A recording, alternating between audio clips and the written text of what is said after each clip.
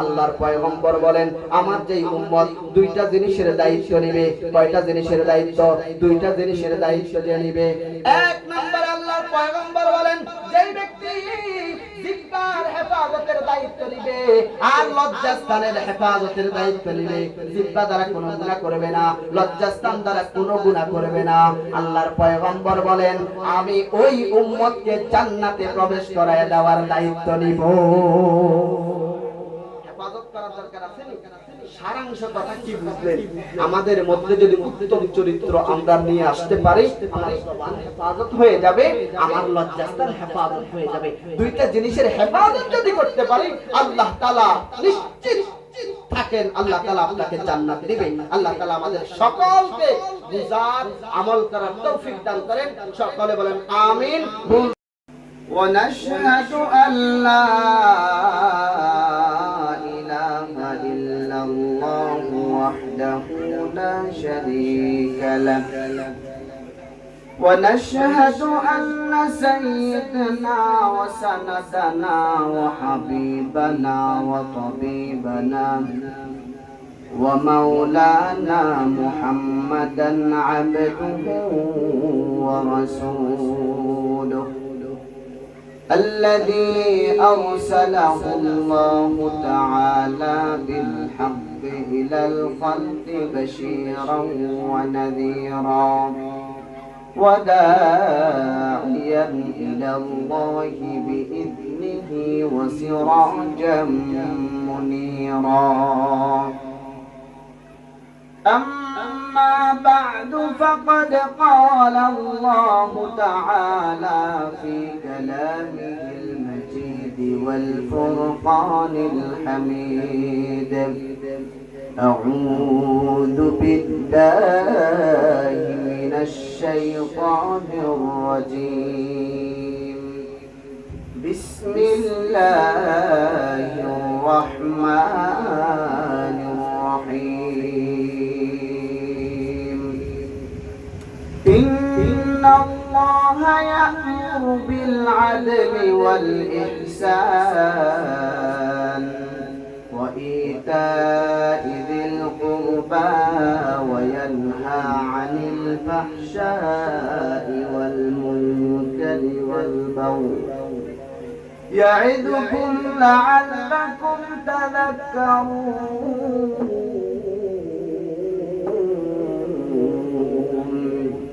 وقال النبي صلى الله عليه وسلم من أحيا سنتي فقد أحبني ومن أحبني كان معي في الجنة. وقال النبي صلى الله عليه وسلم اتق الله حيثما كنت وأتبع السيئة الحسنة تمحها وخالق الناس بخلق حسن أو كما قال النبي عليه الصلاة والسلام. محبة الشهيد أمرزور الشريف اللهم صل على محمد وعلى آل محمد كما صليت على إبراهيم وعلى آل إبراهيم إنك حميد مجيد. اللهم بارك على محمد وعلى آل محمد كما باركت على إبراهيم وعلى آل إبراهيم إنك حميد مجيد. तेरे महबूब की यारब शफात लेके आया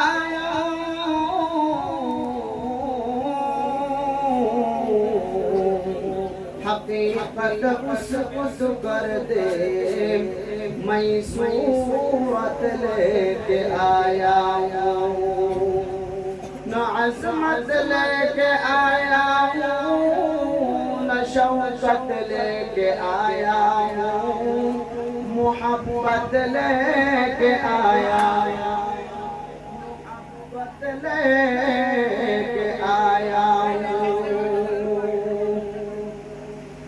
अल्हम्दुलिल्लाह অন্ধকার আয়োজিত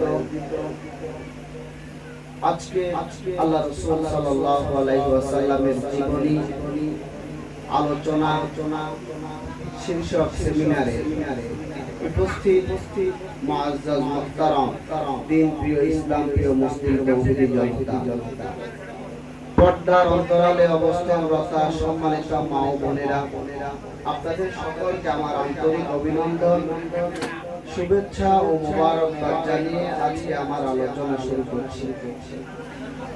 আলোচনা শুরু করার পূর্বে ওই মহান সত্তার দরবারে অসংখ্য অগণিত শুকরিয়া জ্ঞাপন করছি যে মহান রব্বুল আলামিন অত্যন্ত দয়া করে মায়া করে ভালোবেসে আমাদের হায়াতকে দীর্ঘায়িত করে আজকের এই সময় পর্যন্ত আমাদেরকে সুস্থ সবল রেখে দুনিয়ার গান্দা নোংরা পরিবেশ থেকে বাছাই করে ছাঁটাই করে মহান রব্বে করিম এমন একটি জান্নাতি বাগান এমন একটি জান্নাতি আয়োজনের মধ্যে আমাদেরকে উপস্থিত হয়ে আমাকে কিছুদিনই কথাবার্তা বলার আপনাদেরকে শোনার তৌফিক দান করেছেন।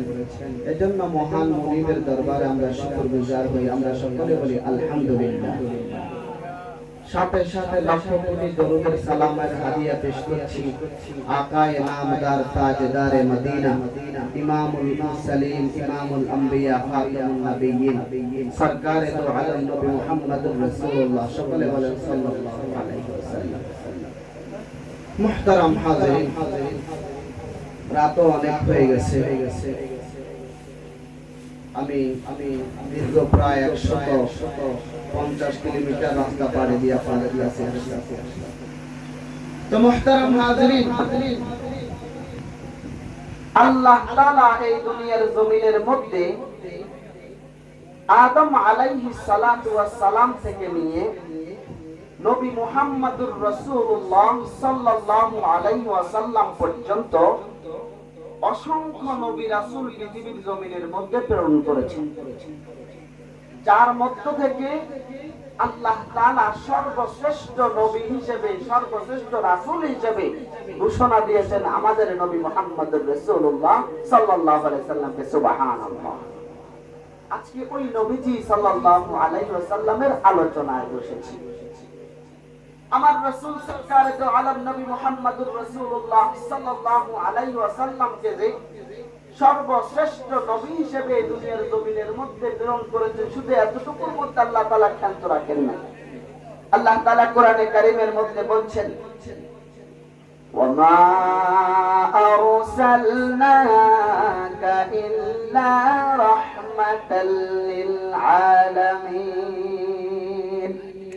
আল্লাহ তাআলা বলছেন হে পৃথিবীর জমিনের মানুষ, তোমরা কি জানো আমি আমার হাবিবকে পৃথিবীর জমিনের মধ্যে तमाम পৃথিবীর সকলের জন্য রহমত করে পৃথিবীর জমিনের মধ্যে পাঠিয়েছি। সুবহানাল্লাহ। আল্লাহর রাসূল সাল্লাল্লাহু আলাইহি ওয়াসাল্লাম কি শুধু মুসলমানদের জন্য রহমত?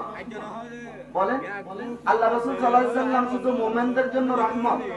আল্লাহ রাসূল সাল্লাল্লাহু আলাইহি ওয়াসাল্লাম শুধু মানব জাতির জন্য রহমত নয়, আল্লাহ রাসূল সাল্লাল্লাহু আলাইহি ওয়াসাল্লাম পুরো কায়নাতের জন্য রহমত হিসেবে পৃথিবীর জমিনের মধ্যে আগমন করেছেন।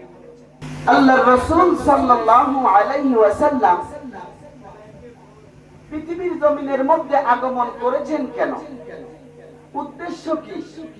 রাহমাতাল লিল আলামিন তো ঠিক আছে, আল্লাহর রাসূল পৃথিবীর জমিনের মধ্যে আগমন করার উদ্দেশ্য হলো আল্লাহ তাআলা যে বিধিবিধান দুনিয়ার জমিনের মধ্যে মানব জাতির জন্য অবতীর্ণ করেছেন, ওই বিধিবিধানগুলো কিভাবে পালন করবে পদ্ধতি দেখানোর জন্য আল্লাহ রাসূলকে পৃথিবীর জমিনের মধ্যে আল্লাহ তাআলা পাঠিয়েছেন। সুবহানাল্লাহ বলেন। আল্লাহ তাআলা কোরআনে কারীমের মধ্যে বলছেন, লাকাদ কানা লাকুম ফি রাসূলিল্লাহি উসওয়াতুন হাসানাতুন লিমান কানা ইয়ারজুল্লাহ ওয়াল ইয়াওমাল আখির ওয়া যাকারাল্লাহা কাসীরা। আল্লাহ তাআলা বলছেন, হে পৃথিবীর জমিনের মানুষ, আমি আমার হাবিবকে পৃথিবীবাসীর জন্য আমার হাবিবের জীবনের মধ্যে আমি রেখেছি উত্তম আদর্শ। সুবহানাল্লাহি ওয়া বিহামদিহি। আমার হাবিবের জীবনের মধ্যে উত্তম আদর্শ রেখেছেন কে? আল্লাহ। উত্তম আদর্শ রেখেছেন। আল্লাহর রাসূলের জীবনী যদি আমরা ফলো করি তাহলে উত্তম আদর্শ আমরা পাবো ইনশাআল্লাহ। আল্লাহর রাসূলের জীবনের শুরু থেকে নিয়ে শেষ পর্যন্ত আল্লাহর রাসূলের প্রত্যেকটি জীবন, শিশুকাল বলেন, আল্লাহ রাসূল সাল্লাল্লাহু আলাইহি সাল্লামের কিশোরকাল বলেন, আল্লাহ রাসূল সাল্লাল্লাহু আলাইহি সাল্লামের যৌবনকাল বলেন, আল্লাহ রাসূলের মৃত্যুকাল বলেন, সব কালে আমাদের জন্য আদর্শ। সুবহানাল্লাহ বললেন না? সব কালে আমাদের জন্য আদর্শ।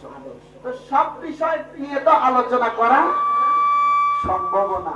আমি আমার মসজিদের মধ্যে রবিউল আউয়াল থেকে যে আল্লাহ রাসূলের জীবনী আলোচনা শুরু করেছি, এখনো পর্যন্ত শেষ হয়।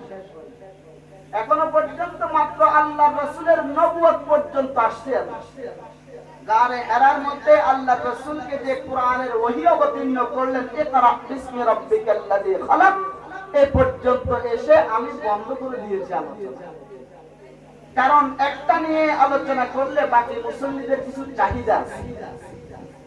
এই কারণে এই বছর আল্লাহ রাসূলের নবুয়ত পর্যন্ত আলোচনা করে আলোচনা বন্ধ করেছি এবং ঘোষণা দিয়েছি আগামী বছর রবিউল আউয়ালে আমি যদি থাকি তাহলে আল্লাহ রাসূলের নবুয়ত থেকে একেবারে ইন্তেকাল পর্যন্ত তাদেরকে আলোচনা শোনাবো।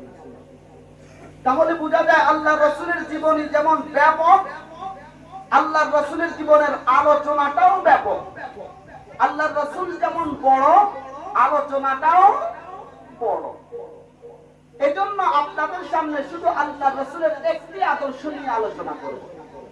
এই আদর্শটা হলো উত্তম চরিত্র। কি চরিত্র? উত্তম চরিত্র। আমাদের সকলের চরিত্র কি উত্তম? আমি আমার কথা বলছি, আপনাদের কথা তো আমি জানি না। আমার চরিত্র কি উত্তম? আমি আমারটা তো জানি, আপনি আপনারটা তো জানেন নাকি বলেন? আপনারটা হয়তো আমি জানি না, আমারটা হয়তো আপনি জানেন না, কিন্তু কার চরিত্র কেমন সে নিজে ঠিকই জানে, ঠিক না? আজকে আমরা শুনবো যে আসলে উত্তম চরিত্র কাকে বলে, ইসলামের মধ্যে উত্তম চরিত্রের গুরুত্ব কতটুকু আছে। শুনতে রাজি আছি তো? আল্লাহ তাআলা হাবিবে কিবরিয়াকে উত্তম চরিত্র, মহান চরিত্রের অধিকারী বানিয়ে পৃথিবীর জমিনের মধ্যে পাঠিয়েছেন। উত্তম চরিত্রের আলোচনা শুরুর আগে আমরা শুনে নেই চরিত্র কত প্রকার। এটাও জানার দরকার আছে, চরিত্র কত প্রকার হয়ে থাকে। মুহাদ্দিসিনে কেরাম, ফুকাহায়ে কেরাম, মুফাসসিরিনে কেরাম, যারা কোরআনকে গবেষণা করেছে, হাদিসকে গবেষণা করেছে, তারা গবেষণা করে বের করেছে যে চরিত্র হলো 4 প্রকার। কয় প্রকার? 4 প্রকার। কয় প্রকার? 1 নম্বর দুশ্চরিত্র। কি চরিত্র? দুশ্চরিত্র। 2 নম্বর সৎ চরিত্র। 3 নম্বর উত্তম চরিত্র। 4 নম্বর মহান চরিত্র। সুবহানাল্লাহ। কত প্রকার হলো চরিত্র? এবার একটু হালকা হালকা একটু করে আমরা পরিচয়টা জেনে নেই। সৎ চরিত্র কাকে বলে? দুশ্চরিত্র কাকে বলে? উত্তম চরিত্র কাকে বলে? মহান চরিত্র কাকে বলে? দুশ্চরিত্র বলা হয় এক কথায় আপনার কথা, আপনার কাজের মাধ্যমে যদি অন্য কেউ কষ্ট পায়, বুঝে নেবেন আপনার ভিতরে দুশ্চরিত্র আছে। নাউযুবিল্লাহ। আপনার কথার মাধ্যমে যদি অন্য মানুষ কষ্ট পায়, আপনার হাতের ব্যবহারের কারণে যদি অন্য মানুষ কষ্ট পায়, আপনার আপনার চোখের চাহনি দিয়ে যদি অন্য মানুষ কষ্ট পায়, আপনার জবানের মাধ্যমে যদি অন্য মানুষ কষ্ট পায়, মনে রাখবেন আপনার ভিতরে কি চরিত্র আছে? দুশ্চরিত্র আছে। নাউযুবিল্লাহ, আল্লাহ তাআলা আমাদেরকে বানাতে। দ্বিতীয় নম্বর হলো সৎ চরিত্র। সৎ চরিত্র কাকে বলে? মিসাল দিলে বুঝবেন। একজন মানুষ আপনাকে একটা হাত কেটে দিয়েছে, আপনি প্রতিশোধমূলক আপনার যে হাতটা কেটে দিয়েছে ওই হাতটা তাকেও কেটে দিয়েছে। যে আপনার হাত কেটে দিয়েছে তার একটা হাত আপনি কেটে দিয়েছে। এটা হলো সৎ চরিত্র। এটা জায়েজ আছে। এটা কোরআনে কারীমের মধ্যে কিসাসের কথা বলেছেন, সমান সমান। আপনি আমার হাত কেটে দিয়েছেন, বিচারের মাধ্যমে আপনার হাতটাও কেটে দিবেন।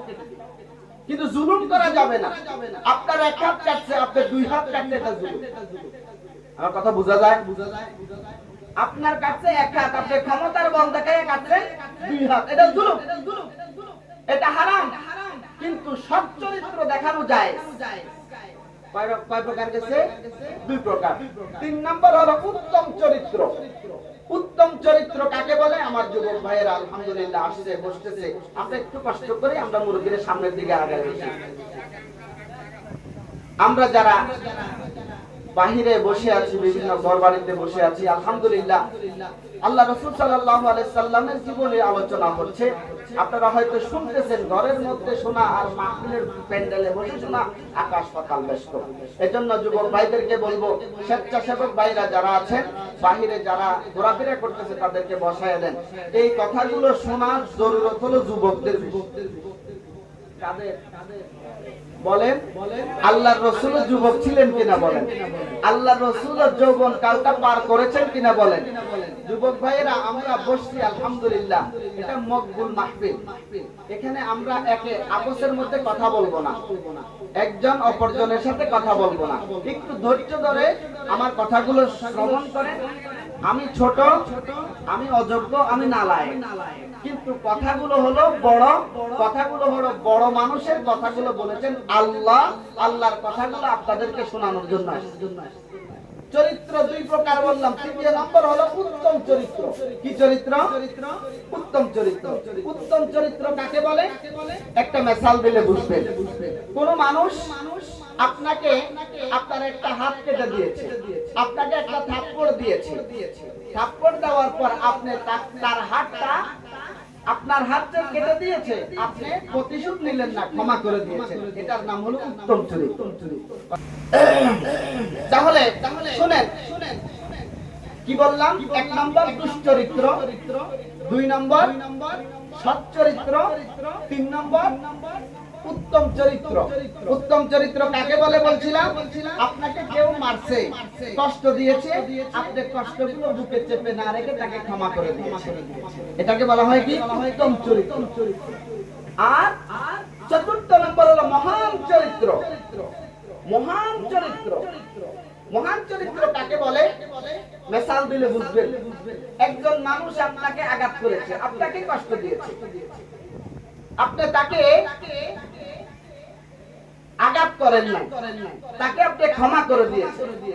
যে আপনাকে আঘাত করেছে সে কখনো যদি কষ্টের মধ্যে পড়ে যায় তো আপনি তাকে আবার সহযোগিতাও করেন। এটার নাম হলো মহান চরিত্র। মহান চরিত্র কাকে বলে বুঝছেন? আপনাকে কেউ রাস্তার গোড়ায় ধরে একটা কান্দে মারছে, আপনি তারে ক্ষমা করে দিয়েছেন, ভাই আপনার মারছে, আমি আপনাকে ক্ষমা করে দিয়েছি। আল্লাহ রাসূল বলছেন যে যার হাত এবং মুখ দ্বারা অন্য মানুষ, অন্য মুসলমান নিরাপদ নয়, সে মুসলমান। এজন্য আমি তোমাকে মারতে পারবো না, এতটুকু করতে পারবো, আমি তোমাকে ক্ষমা করে দিতে পারি। যে আপনাকে মেরেছে, আপনার শত্রু যখন কষ্টের মধ্যে পড়ে গেছে তখন আপনার শত্রুকে আবার সহযোগিতাও করতেছেন। এমন চরিত্র যাদের ভিতরে আছে তাদেরকে বলা হয় মহান চরিত্রের অধিকারী ব্যক্তি। সুবহানাল্লাহ।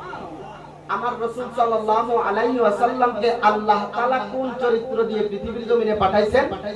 মহান চরিত্রের অধিকারী বানিয়ে পৃথিবীর জমিনের মধ্যে পাঠিয়েছেন। সুবহানাল্লাহ।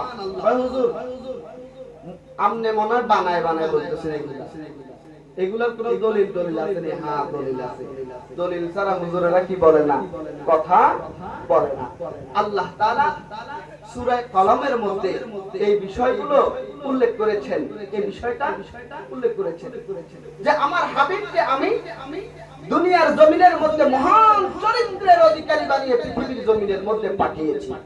শুরুতেই বলেছিলাম আমার হাবিবকে অনুসরণ করার জন্য আমরা উম্মতেরা আছি। হাবিবের যদি মহান চরিত্র হয়, আমি উম্মত হিসেবে আমার চরিত্রটা কি হবে? আমারও তো মহান চরিত্র গ্রহণ করতে হবে, আমারও তো উত্তম চরিত্রটা গ্রহণ করতে হবে। এখন দুর্ভাগ্য এবং পরিতাপের বিষয় হলো আমরা তো মহান চরিত্রের অধিকারী হতেই পারলাম না, উত্তম চরিত্রের অধিকারীও হতে পারলাম না। অন্তত পক্ষে যদি সৎ চরিত্রের অধিকারীও হতাম তাও হতে পারলাম না। আমরা নালায়েক, আল্লাহর রাসূলের উম্মত বলে দাবি করি, কিন্তু আমাদের মাঝে যে চরিত্র আছে এটা হলো দুশ্চরিত্র। নাউযুবিল্লাহ। আল্লাহ তাআলা আমাদের সকলকে হেফাজত করেন, সবাইকে উত্তম চরিত্রের অধিকারী হওয়ার তৌফিক দান করেন। সকলে বলেন আমিন। আল্লাহ তাআলা সরকার দো আলম নবী মুহাম্মদুর রাসূলুল্লাহ সাল্লাল্লাহু আলাইহি সাল্লামকে মহান চরিত্রের অধিকারী বানিয়ে পৃথিবীর জমিনে পাঠিয়েছেন। হাবিবে কিবরিয়া সরকার দো আলম নবী মুহাম্মদুর রাসূলুল্লাহ সাল্লাল্লাহু আলাইহি ওয়াসাল্লামকে মক্কার জমিনের মধ্যে আল্লাহ তাআলার তাওহীদের দাওয়াত, আল্লাহর রাসূলের রিসালাতের দাওয়াত দেওয়ার জন্য মদিনার জমিনের মধ্যে, মক্কার জমিনের মধ্যে পাঠিয়েছেন। আল্লাহ তাআলা হাবিবে কিবরিয়াকে তাম মক্কাবাসীকে দাওয়াত দেওয়ার জন্য পাঠিয়েছেন। আল্লাহর রাসূল একা দাওয়াত শুরু করেছেন। আল্লাহর রাসূলের সাথে কেউ ছিল?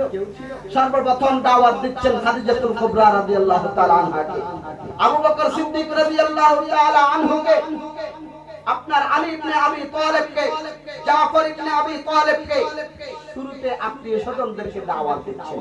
দাওয়াত দিতে দিতে এক পর্যায়ে কাফের মুশরিক সকলকে দাওয়াত দেওয়া শুরু করলেন।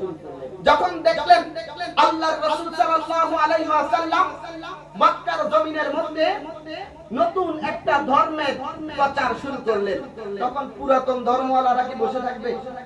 বলেন, এখন যদি বর্তমান ইসলাম ধর্মের মোকাবেলায় যদি আরেকটা ধর্ম নতুন আর আবির্ভাব হয়ে আমাদের ধর্মকে যদি নিস্তেনাবুদ করতে চায়, মুসলিম তাওহীদি জনতা যুবক ভাইয়েরা ঘরে বসে থাকবে না, ঠিক কি না? এদেশে ইসলাম, এই দেশ ইসলামের দেশ, এই ইসলামের দেশ মুসলমানদের দেশের মধ্যে ইসলামকে চিরতরে নিশ্চিহ্ন করার স্বপ্ন দেখা যাবে না, ঠিক কি না? আল্লাহর রাসূল সাল্লাল্লাহু আলাইহি ওয়াসাল্লাম মক্কার জমিনের মধ্যে তাওহীদের দাওয়াত দেওয়া শুরু করলেন। যখন দাওয়াত দেওয়া শুরু করলেন, কাফের মুশরিক বেদিন বেঈমানদের মাথা নষ্ট হয়ে গেছে। আল্লাহর রাসূলকে হেয় প্রতিপন্ন করার জন্য, লাঞ্ছিত করার জন্য যেই মজলিসে আল্লাহর পয়গম্বর যায়, ওই মজলিসের মধ্যে আল্লাহর রাসূলকে বিভিন্ন ধরনের অকথ্য ভাষায় গালিগালাজ করত। নাউযুবিল্লাহ। আল্লাহর রাসূলকে কখনো কখনো বলতে, হে মুহাম্মদ সাল্লাল্লাহু আলাইহি ওয়াসাল্লাম, তুমি তো পাগল হয়ে গেছো। নাউযুবিল্লাহ। কখনো কখনো বলতে, হে মুহাম্মদ সাল্লাল্লাহু আলাইহি ওয়াসাল্লাম, তুমি তো উন্মাদ হয়ে গেছো। কি কথাবার্তা বলো? তোমার বাপ দাদার ধর্ম কি? তুমি কি ধর্ম প্রচার করতেছো? আল্লাহ এক বলতেছো, লাত ও উজ্জার ইবাদত না করে তুমি এক আল্লাহর ইবাদতের কথা বলতেছো। হায়, তুমি তো পাগল হয়ে গেছো। এগুলো কি কথা? নাউযুবিল্লাহ বললেন। আবার আবু জাহেলকে যখন দ্বীনের দাওয়াত দিতে গেলেন, আবু জাহেল বলেন, হে মুহাম্মদ, ঠিক আছে, তুমি যদি আমাকে দ্বীনের দাওয়াত দাও আমি গ্রহণ করব, কবুল করব, কিন্তু একটা শর্ত আছে। শর্ত হইল কি? কয়, যদি আকাশের ওই চাঁদটাকে আঙ্গুল দিয়ে দুখণ্ডিত করে দেখাইতে পারো তাহলে কিন্তু আমি ঈমান আনব। দেখছেন কত বড় বার্তা। আল্লাহ রাসূল সাল্লাল্লাহু আলাইহি ওয়াসাল্লাম বলেন, হ্যাঁ চাচা, আপনি কি সত্যি ঈমান আনবেন? আমি যদি আসমানের ওই চন্দ্রকে দুখণ্ডিত করে দেখাতে পারি, আপনি সত্যি কি ঈমান আনবেন? আল্লাহ রাসূল সাল্লাল্লাহু আলাইহি ওয়াসাল্লাম বলেন, হ্যাঁ আমি।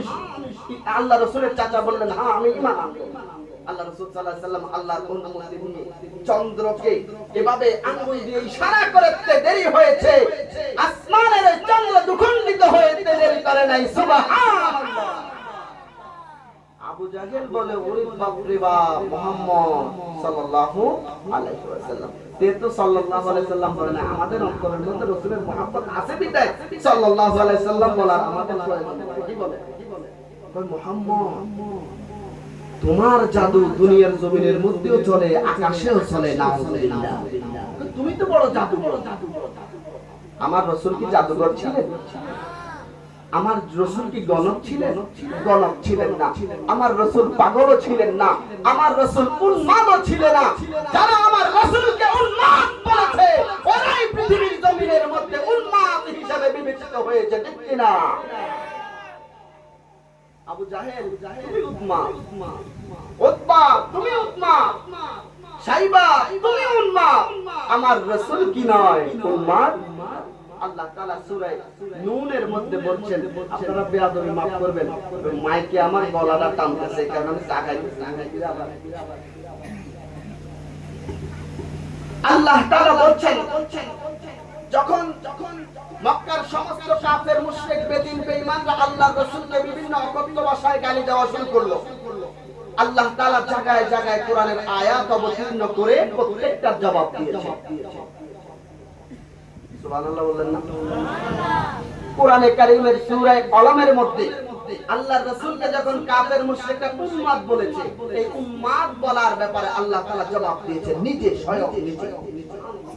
এমন একজন নবীর উম্মত যেই পয়গম্বরকে কাফের মুশরিকরা গালি দিলে জবাব আসে আসমান থেকে, সুবহানাল্লাহ। এই নবীর উম্মত আমরা আসলে নিজেকে নিজেই চিনতে পারি, বলেন নিজেকে নিজেই চিনতে পারি। এই কারণে রাসূলের আদর্শগুলোকে আমরা মানতে আমাদের বড় কষ্ট হয়।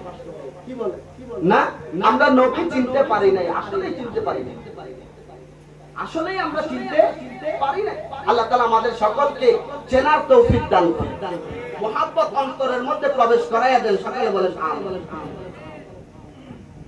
মুসলমান ভাইরা আমার, মক্কার কাফের মুশরিক বেদিন বেঈমান সবাই মিলে যখন আল্লাহর পয়গম্বরকে উন্মাদ বলা শুরু করে দিল, আল্লাহ তাআলা আসমানের মালিক জমিনের মধ্যে কোরআনের আয়াত অবতীর্ণ করে দিলেন।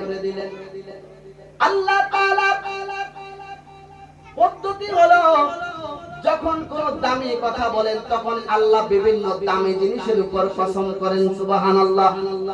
আল্লাহ তাআলা এই সূরা কলমের শুরুতে তিনটা গুরুত্বপূর্ণ বিষয়ের উপর কসম করেছেন। এক নম্বরে আল্লাহ তাআলা কসম করেন নূন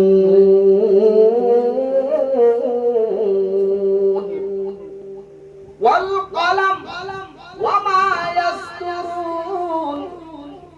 আল্লাহ রাব্বুল আলামিন তিনটা জিনিসের উপর কসম করেন। এক নম্বর বলেন নুন। তাফসীরের কিতাবের মধ্যে লেখা, ভাই নুন এটা কি জিনিস? তাফসীরের বিভিন্ন কিতাবের মধ্যে লেখা আছে আল্লাহ তাআলা যে নুনের উপর কসম করেছেন, ভাই এই নুনটা কি? তাফসীরের কিতাবের মধ্যে লিখেছেন, ভাই এই নুন হলো একটা মাছের নাম। কালকে আমাদের ময়দানে আমার আল্লাহ রাব্বুল আলামিন, আমরা যারা এখানে বসে আছি জান্নাতের আশায়, আল্লাহ যদি আমাদেরকে জান্নাত দিয়ে দেয়, সর্বপ্রথম আমাদেরকে যে মেহমানদারি করা হবে ওই নুন মাছের কলিজা দিয়ে, সুবহানাল্লাহ। ওই নুন মাছের কসম করে আল্লাহ রাব্বুল আলামিন বলছেন, এক নম্বর জিনিসের উপর কসম করেছেন নুনের কসম। এরপরে আল্লাহ তাআলা বলেন ওয়াল কলম, ভাই কোন কলমের কসম? আল্লাহ তাআলা এই পৃথিবীর জমিনটাকে সৃষ্টি করার 50,000 বছর আগে একটা কলম সৃষ্টি করেছেন। পৃথিবীর শুরু থেকে শেষ পর্যন্ত কি হবে, নীল নকশা সবকিছু লিপিবদ্ধ করার জন্য যেই গুরুত্বপূর্ণ কলমটা লিপিবদ্ধ করেছেন, ওই কলমের কসম করে আল্লাহ তাআলা বলছেন। এরপরে আল্লাহ তাআলা আরেকটা জিনিসের উপর কসম করেছেন, ওয়া মা ইয়াসতুরুন, ভাই এই কলম দিয়ে যা কিছু লিপিবদ্ধ করেছেন সমস্ত জিনিসের উপর কসম। তিনটা জিনিসের উপর কসম করে আল্লাহ তাআলা বলছেন, মা আনতা বিনি'মাতি রাব্বিকা বিমাজনুন। হে আমার হাবিব, ও নবীজি, আপনাকে কাফের মুশরিক বেদিন বেঈমান সবাই আপনাকে উন্মাদ বলে, কিন্তু হাবিব আমি আপনার রবের রহমতে আমি ঘোষণা করছি আপনি উন্মাদ নন। সুবহানাল্লাহ। দুনিয়ার সবাই যদি আল্লাহর পয়গম্বরকে উন্মাদ বলে, আর আল্লাহ রাব্বুল আলামিন যদি বলে হাবিব আপনি উন্মাদ নয়, বলেন কার কথা সত্য হবে? আল্লাহর কথা সত্য হবে, আল্লাহ তাআলার কথা সত্য হবে। এজন্য আল্লাহ তাআলা বলছেন আমার হাবিব কি নয়, উন্মাদ নয়, কাফের মুশরিকদেরকে জবাব দিচ্ছেন। এরপরে আল্লাহর পয়গম্বরকে আল্লাহ তাআলা সান্ত্বনা দিচ্ছেন, ও আমার হাবিব, যখন আপনি দাওয়াত দিতে যাবেন কাফের মুশরিকরা আপনাকে বিভিন্ন ধরনের গালি দিবে, যদি আপনি সবর করতে পারেন, ওয়া ইন্না লাকা লাআজরান গায়রা মামনুন, ওগো নবীজি আপনাকে যদি গালি দেয় আপনি কষ্ট পায়া ধৈর্য ধারণ যদি করেন আমি আপনাকে স্পেশাল পুরস্কার দেব। সুবহানাল্লাহ। এজন্য দিনের দাওয়াত দিতে গিয়ে যদি কোনো মানুষ আপনাকে অসত্য ভাষায় গালি দেয় আল্লাহর ওয়াস্তে ধৈর্য ধারণ করতে হবে, তাহলে পুরস্কার একজন দিবে, তিনি কে? আল্লাহ পুরস্কার দিবে। এরপরে আল্লাহ তাআলা বলছেন ওয়া ইন্নাকা লাআলা খুলুকিন আযীম, হে পৃথিবীর জমিনের মানুষ শোনো, আমার হাবিবকে আমি দুনিয়ার জমিনের মধ্যে আমার হাবিবকে মহান চরিত্রের অধিকারী বানিয়ে পৃথিবীর জমিনের মধ্যে পাঠিয়েছি। মহান চরিত্রের অধিকারী আল্লাহ তাআলা যেন জবাব দিচ্ছেন কাফের মুশরিকরা, তোমরা হাবিবকে যতই পাগল বলো, যতই উন্মাদ বলো, যতই জাদুকর বলো না কেন, না আমার রাসূল জাদুকরও নয়, আমার রাসূল উন্মাদও নয়, আমার রাসূল পাগলও নয়, বরং পৃথিবীর আদম থেকে নিয়ে কিয়ামত পর্যন্ত যত মানুষ পৃথিবীর জমিনের মধ্যে আসবে সব চাইতে যার চরিত্র উন্নত মহান চরিত্রের অধিকারী হলেন আমার নবী মুহাম্মদুর রাসূলুল্লাহ সাল্লাল্লাহু আলাইহি ওয়াসাল্লাম। আল্লাহু আকবার। আমার রাসূলকে মহান চরিত্রের অধিকারী বানিয়ে আল্লাহ তাআলা পাঠিয়েছেন। এজন্য এই মহান চরিত্র উত্তম চরিত্রের গুরুত্ব আছে। বলেন বলেন উত্তম চরিত্র মহান চরিত্র গ্রহণ করার দরকার আছে। আরেকটু শুনে আল্লাহ তাআলার নিকট উত্তম চরিত্রের গুরুত্ব আল্লাহ তাআলা কোরআনে কারীমে সূরা নাহলে 90 নম্বর আয়াতের মধ্যে কথাটা বলেছেন। আল্লাহ তাআলা বলেন ইন্নাল্লাহা ইয়া'মুরু বিল আদলি ওয়াল ইহসান ওয়া ইতা'i যিল কুরবা ওয়াল ইয়াতামা। আল্লাহ রাব্বুল আলামিন বলেন হে পৃথিবীর জমিনের মানুষ, আমি আল্লাহ রাব্বুল আলামিন হুকুম করতেছি, আদেশ করতেছি, ইন্নাল্লাহা ইয়া'মুরু, আল্লাহ তাআলা আদেশ করেন বিল আদল, ইনসাফ কায়েম করার জন্য। পৃথিবীর জমিনের মধ্যে যত রাষ্ট্রপ্রধান আছে সকলকে আল্লাহ তাআলা আদেশ করতেছেন ইনসাফ করার জন্য। পৃথিবীর জমিনের মধ্যে যত মানুষ দায়িত্বশীল আছে সকলকে ইনসাফ কায়েম করার জন্য আল্লাহ তাআলা আদেশ করতেছেন।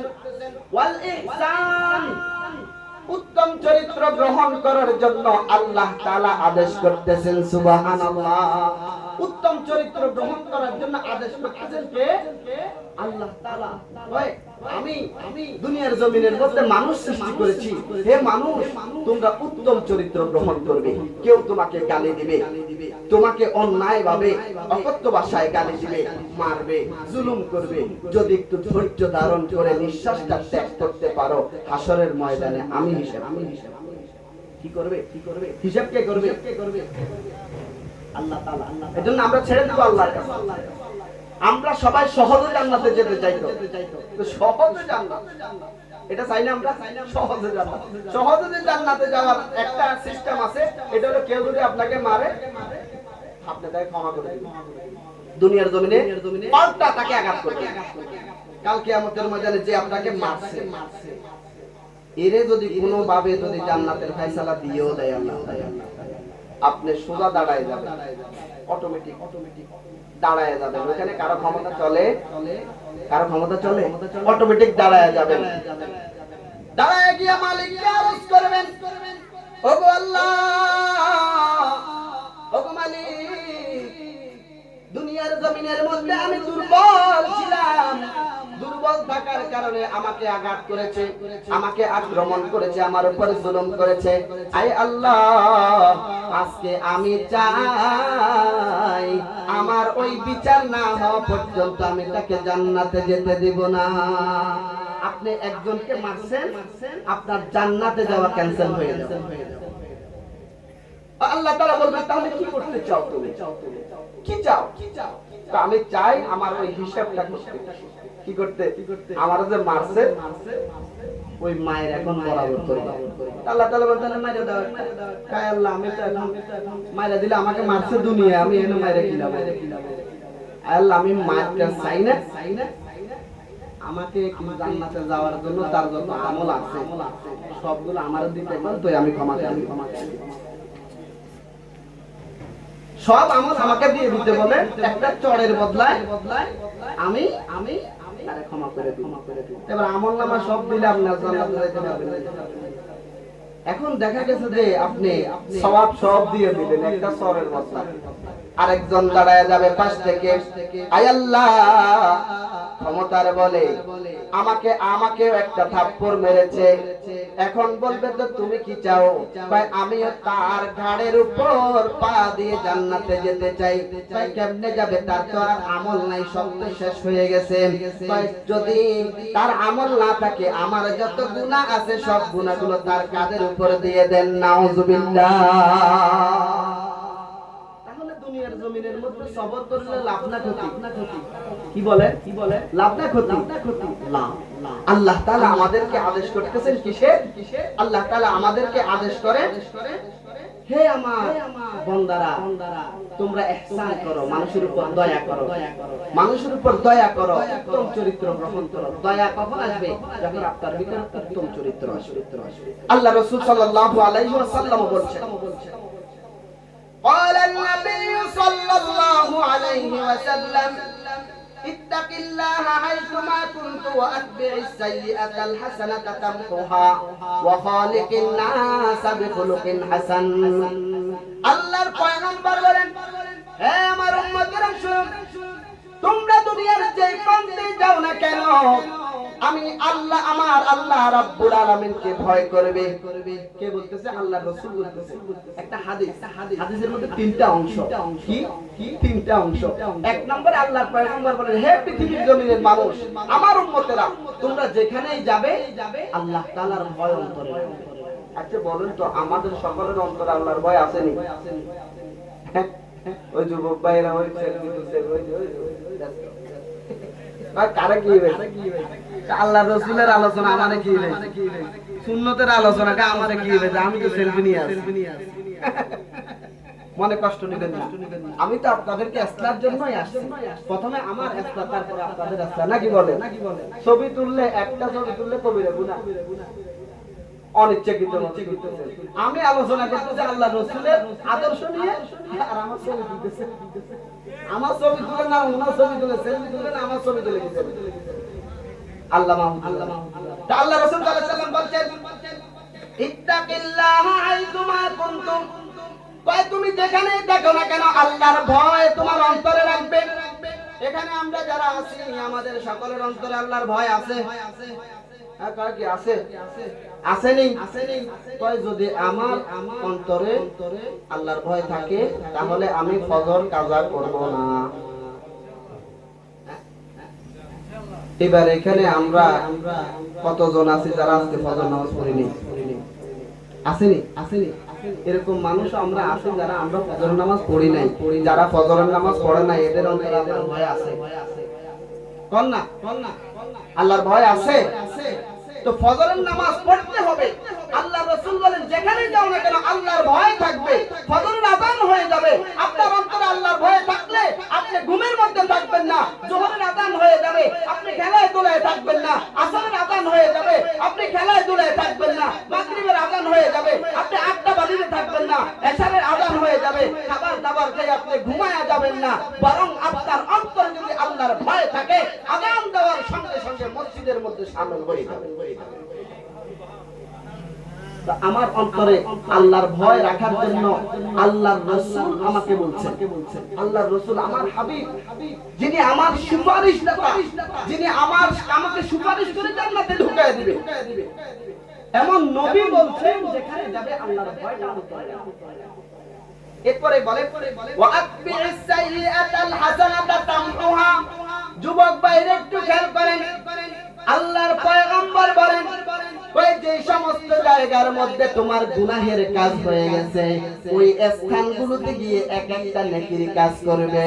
আল্লাহর পয়গম্বর বলেন তামুহা, যদি আপনার গুনাহের স্থানে গিয়ে এক একটা নেকির কাজ করেন ওই নেকির কাজ আপনার পুরাতন গুনাহকে ধ্বংস করে দিবে। আমাদের পুরাতন গুনাহ আছে নি? এই যুবক ভাইরা কথা কন না, হ্যাঁ গুনাহ নাই?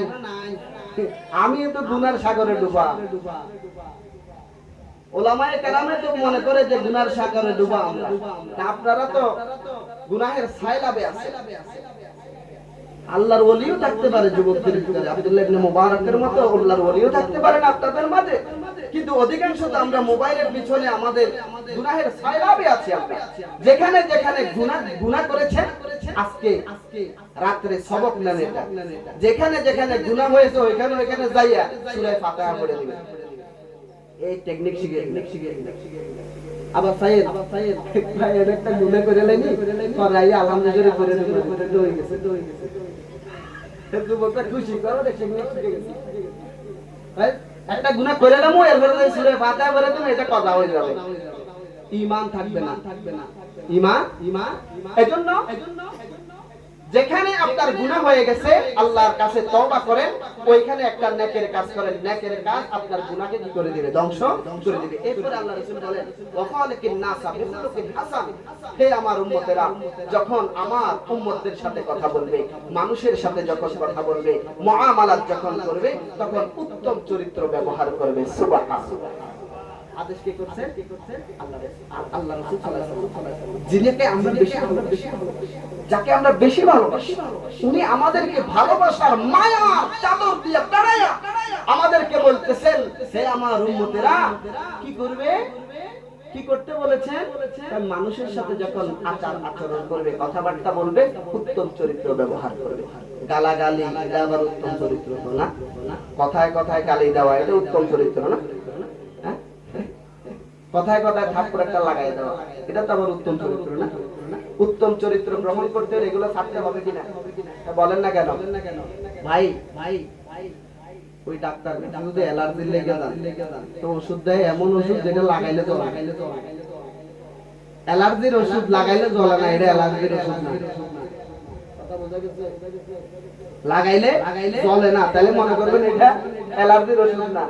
আপনার ভিতরে যে ক্ষত আছে ওই ক্ষত যদি জ্বলে, কথায় যদি জ্বলে ওঠে, তাহলে মনে করেন সঠিক ওষুধটা করছে, সঠিক ওষুধটা পড়ছে। তাই এজন্য আমরা আখলাক চরিত্র, উত্তম চরিত্র আমরা গ্রহণ করব তো ইনশাআল্লাহ। সর্বশেষ আমিও বাড়িতে যেতে হবে, আপনাদেরকে সর্বশেষ একটা কথা শুনাইয়া তারপর আমি বাড়িতে চলে যাব। এখানে আপনারা কারা চান যে আল্লাহ রাসূল আমাকে ভালোবাসে? আপনি আল্লাহ রাসূলকে ভালোবাসবেন না, আল্লাহ রাসূল আপনাকে ভালোবাসেন। এটা আপনি চান যে আল্লাহ রাসূল আমাকে ভালোবাসে? দেখি হাত তুলেন তো।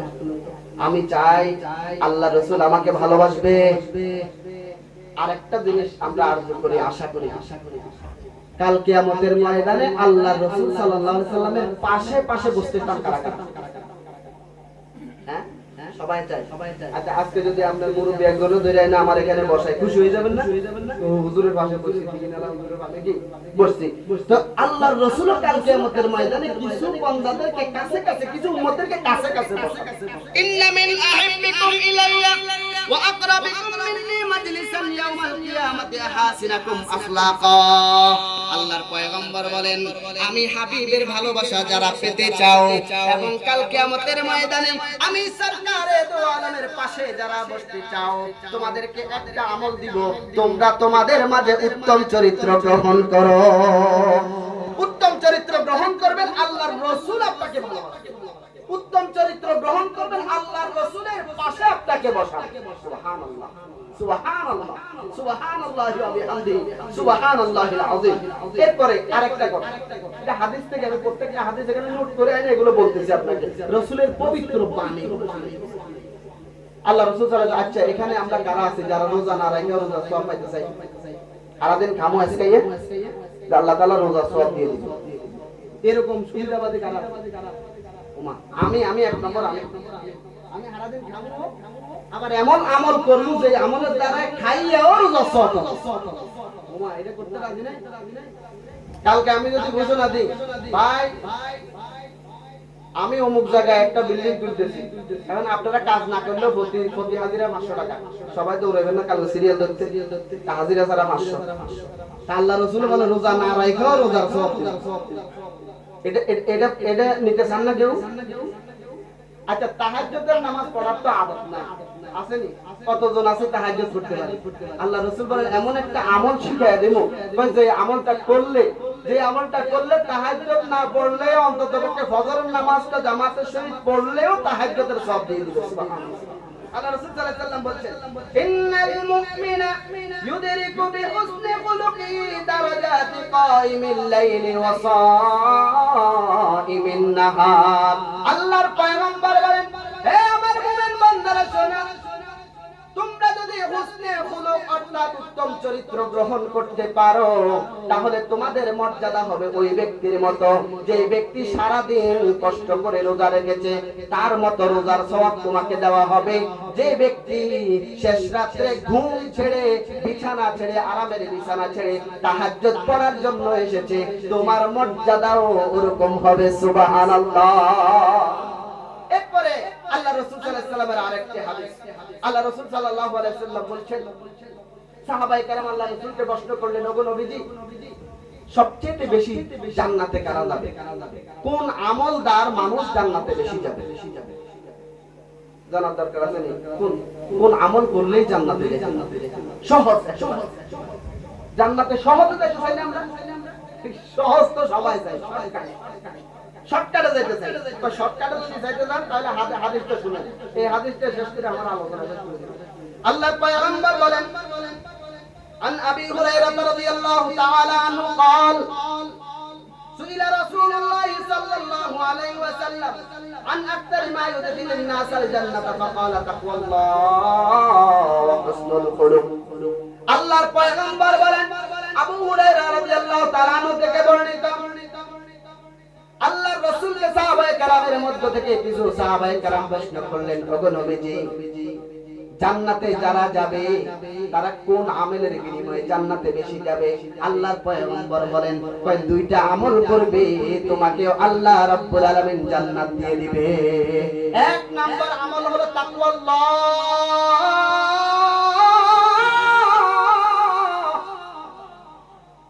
তাকওয়া, আল্লাহর ভয় অন্তরের মধ্যে রাখেন। ফজরের আযান হয়ে গেছে, আল্লাহর ভয় অন্তরের মধ্যে রেখে বিছানাকে লাথি মেরে দিয়ে ফজরের নামাজে দাঁড়ায়া যান, আল্লাহ তাআলা জান্নাত দিয়ে দিবেন। হারাম কাজের মধ্যে আপনার হারাম রিলেশন হয়ে গেছে, লাথি মেরে হারাম রিলেশন গুলো বাদ দিয়ে আল্লাহর ভয়ে ছেড়ে দেন, জান্নাতের মালিক বানায় দিবে কে? আল্লাহ। এজন্য যেখানে গুনাহের কাজে যান না কেন, ওইখানে আল্লাহর ভয় অন্তরের মধ্যে রেখে গুনাহ ছাড়া দিবে। এরপরে আল্লাহ রাসূলের হুসনুল খুলুক, এরপরে আল্লাহ রাসূল বলেন, যারা জান্নাতে বেশি বেশি যাবে তাদের চরিত্র দুনিয়ার জমিনের মধ্যে ভালো ছিল। উত্তম চরিত্রের অধিকারীরা বেশি জান্নাতে যাবে, উত্তম চরিত্রের অধিকারীরা বেশি জান্নাতে যাবে। এরপরে সাহাবায়ে কেরাম প্রশ্ন করলেন, তখন নবীজি, তাহলে জাহান্নামে কারা বেশি যাবে? কোন মানুষগুলো বেশি জাহান্নামে যাবে? দুইটা পয়েন্ট শিখলে তো কাম শেষ। জাহান্নামে কারা যাবে ওই কাজ করব না, জান্নাতে কারা যাবে ওই কাজ করব, শেষ। দুনিয়ার জিন্দেগিতে এটাই, জাহান্নাম থেকে বাঁচা, জান্নাতে প্রবেশ করা, এটাই তো কাজ। তা আল্লাহ রাসূল সাল্লাল্লাহু আলাইহি ওয়াসাল্লাম কে বললেন, নবীজি, জাহান্নামে কারা বেশি যাবে? কয় দুইটা শরীরের অঙ্গের কারণে মানুষ বেশি জাহান্নামে যাবে। একটা হলো আল ফাম আর একটা হলো আল ফারজ। দুইটা অঙ্গের কারণে মানুষ জাহান্নামে বেশি যাবে। এক হলো আপনার জবান, এই জবানটাকে যদি অপব্যবহার করে, এই জবানটা আল্লাহ তাআলার নিয়ামত, কি আল্লাহ তাআলার নিয়ামত। আজকে যদি আপনার কথা বলার শক্তি বন্ধ হয়ে যায়, আপনি বুঝবেন যে কথা বলার নিয়ামতটা কত। তো আল্লাহ তাআলা বলেন যে, আল্লাহ রাসূল বলেন যে জবানের হেফাজত করো, জবানের হেফাজত করো। যদি জবানের হেফাজত না করো, অধিকাংশ মানুষ জাহান্নামে যাবে জবানের কারণে। দ্বিতীয় নম্বর হলো লজ্জাস্থানের হেফাজত করো। লজ্জাস্থান এটা আবার ভেঙে ভেঙে করতে হবে। লজ্জাস্থানের হেফাজত করো, যদি লজ্জাস্থানের হেফাজত না করো, লজ্জাস্থানকে যদি অপব্যবহার করো, তাহলে অবশ্যই অবশ্যই লজ্জাস্থানের কারণে তোমাকে জাহান্নামে যেতে হবে। আল্লাহ রাসূল সাল্লাল্লাহু আলাইহি ওয়াসাল্লাম আমাদেরকে একটা সুসংবাদ দিয়ে গেছেন। আজকে যুবক ভাইরা আপনারা এই হাদিসের উপর আমল করবেন। আল্লাহ রাসূল বলেন, মান লাম ইয়াজমাল্লি বাইনা লাহিয়াইহি ওয়া মা বাইনা ফাকিদাইহি আজমাল্লাহুল জান্নাহ। আল্লাহর পয়গম্বর বলেন, আমার যেই উম্মত দুইটা জিনিসের দায়িত্ব নেবে, কয়টা জিনিসের দায়িত্ব? দুইটা জিনিসের দায়িত্ব যে নেবে। এক নম্বরে আল্লাহর পয়গম্বর বলেন, যেই ব্যক্তি জিহ্বার হেফাজতের দায়িত্ব নেবে আর লজ্জাস্থানের হেফাজতের দায়িত্ব নেবে, জিহ্বা দ্বারা কোনো গুনাহ করবে না, লজ্জাস্থান দ্বারা কোনো গুনাহ করবে না, আল্লাহর পয়গম্বর বলেন, আমি ওই উম্মতকে জান্নাতে প্রবেশ করায় দেওয়ার দায়িত্ব নিব। হেফাজত করার দরকার আছে না? সারাংশ কথা কি বুঝলেন? আমাদের মধ্যে যদি উত্তম চরিত্র আমরা নিয়ে আসতে পারি, আমার জবান হেফাজত হয়ে যাবে, আমার লজ্জাস্থান হেফাজত হয়ে যাবে। দুইটা জিনিসের হেফাজত যদি করতে পারি, আল্লাহ তাআলা নিশ্চিত থাকেন, আল্লাহ তাআলা আপনাকে জান্নাত দিবেন। আল্লাহ তাআলা আমাদের সকলকে বুঝার আমল করার তৌফিক দান করেন। সকলে বলেন আমিন। ভুল ত্রুটি হলে আমাকে ক্ষমা করে দিবেন। আসসালামু আলাইকুম ওয়া রাহমাতুল্লাহি ওয়া বারাকাতুহু। আমরা মাঠ থেকে কেউ উঠবো না।